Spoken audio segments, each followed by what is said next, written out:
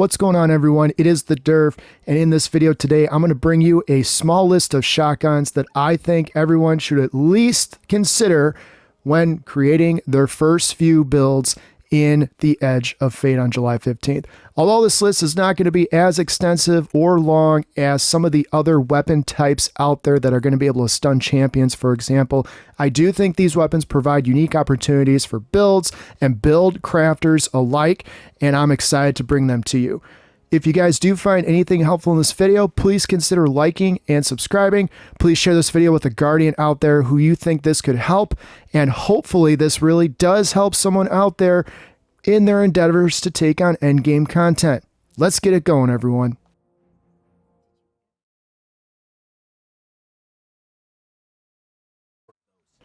First up on the list is going to be Conditional Finality. This weapon theoretically needs no introduction for most guardians out there who have played the Root of Nightmares raid and also love sliding and doing pop shots with their shotgun to get some instant damage to stun champs and or destroy majors. When this weapon first dropped, it was in everybody's arsenal, especially in PvP. It was a beast to be reckoned with, and now that shotguns are going to be able to stun overload champions, this is going to be one of those weapons where, hey, if you're going to use an exotic weapon in a higher endgame content style of play, nobody is going to fault you for wanting to try to include Conditional Finality, which with its stasis and solar pellets, it gives you the ability for additional damage ticks.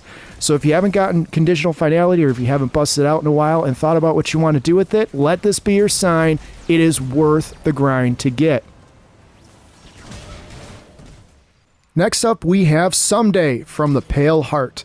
This precision frame shotgun, although it's not going to blow the doors off with its ad clearing capability, does pack a very powerful punch, and as a bonus, you get super regen back to you with each kill. So when you unload this into a champ, or you unload this into a major and or boss, you can rest assured that your bonus super energy regeneration will hopefully play a factor when it comes to endgame content. So I think this weapon does provide some unique build opportunities, especially in endgame content where kinetic damage is enhanced.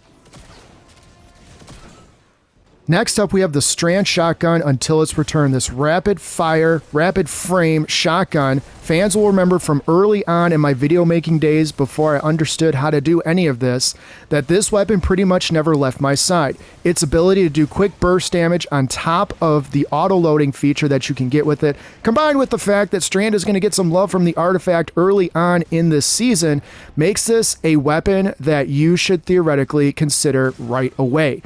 I have taken this into a variety of different builds, and even though the Strand synergy may not pair with what I'm trying to do, the fact that it is so easy to just put on your back and let it auto reload once you get it crafted, on top of its ability to just easily unload the entire magazine into a champ, makes this one that I think you should consider.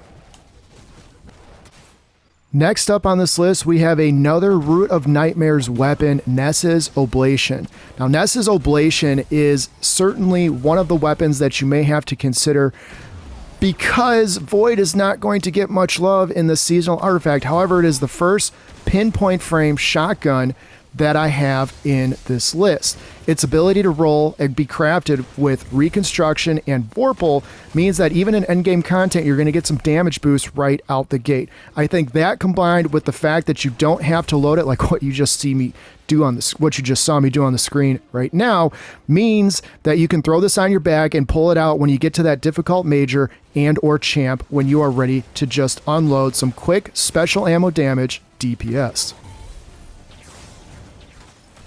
Next up, we've got a shotgun from way back in the Warmind era, and that is the Ikelos shotgun. Now, Ikelos, of course, came out well before a lot of the top tier perks were ever even released on certain weapons, so this might not be everyone's number one on the list, or maybe even their top 5. However, it has extremely fast reload, so if you theoretically did need to blast through a couple majors at once, or a couple champs at once, the fact that you can now stun overload champs with this means that it's going to at least be worth a look. Add to that the fact that I would assume by now, if you've been playing the game for a while, you probably already have the patterns unlocked, means you shouldn't have to grind for this. But if you do, make sure you hit up those exotic missions that weekly rotate through the the Legends tab so that you can unlock the rest of the patterns and get this thing crafted so that you can eventually get enhanced perks. Last but certainly not least, we have Lord of Wolves rounding out our list of shotguns. Now, this will not be new to anyone who has been a part of the entire season, as this was one of those weapons that you paired with a number of the meta builds to get some ridiculous damage potential with certain artifact buffs. However, the new artifact, on top of the fact that these are going to be able to stun overload champs, makes Lord of Wolves one of those weapons where I think you could actually run through activities maining a special ammo weapon.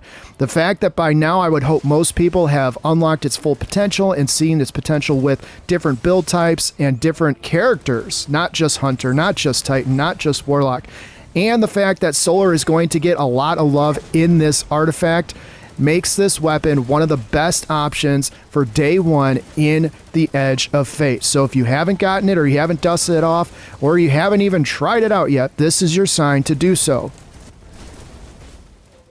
So that is my small but yet comprehensive list of shotguns that I think will be in most players' arsenals, or at least options in a lot of different builds from day one, once the Edge of Fate drops on July 15th. Certainly you can make arguments for other options out there, but these are some of those shotguns that I've had the most fun with over the years, and now that shotguns are finally going to get their due back in the spotlight for being able to stun champions other than Barrier, which was the last option out there, I think, 1 or 2 seasons ago. Now these weapons are going to be able to be used in a variety of activities. So if you did find anything helpful in this video, please consider liking and subscribing. If you know a Guardian out there who could benefit from this video, make sure you share this video with them or send them my way. My goal is to help as many people as possible.